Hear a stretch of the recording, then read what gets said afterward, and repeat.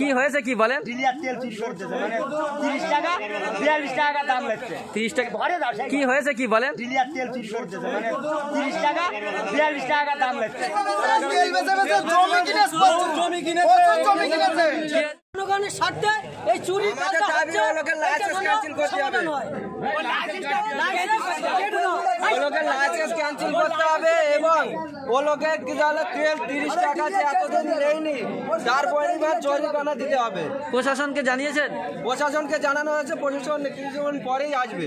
এখন কি চাইছেন? ও চাকরিটা পুরো বিতাল করে দিতে হবে, নতুন ওনার লাইসেন্স পুরো কাটতে হবে, ওনার লাইসেন্সটা পুরো কেটে দিতে হবে। এর আগেও একবার এরকম করেছে, ওনার লাইসেন্সটা পুরো কেটে বাদ দিতে হবে। সেই জমি নিয়ে এখন পাবলিকের খাজানা দিতে চোরের বার গল চোর বিধি রয়েছে।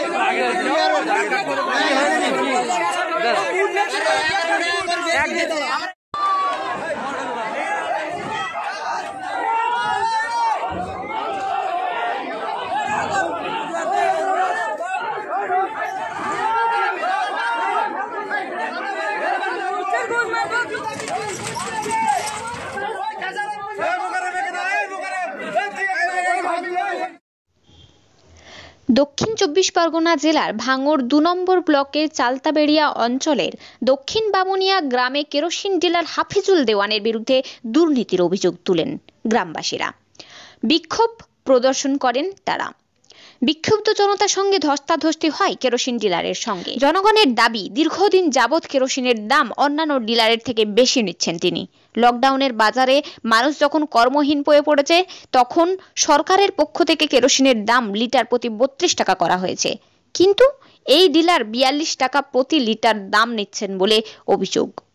তারই জেরে এলাকার মানুষজন বিক্ষোভ দেখায়। সেই সাথে সাথে জনতার দাবি করে ডিলারশিপ ক্যান্সেল করে ভালো কোনো লোককে ডিলারশিপ দিতে হবে। তেল 30 টাকা লিটার সব জায়গায়, এখানে 12 টাকা বেশি, মানে 42 টাকা করে নিচ্ছে। সেই জমি নিয়ে এখন পাবলিকের খাজানা দিতে চোরের বার গল চোর বিধি রয়েছে।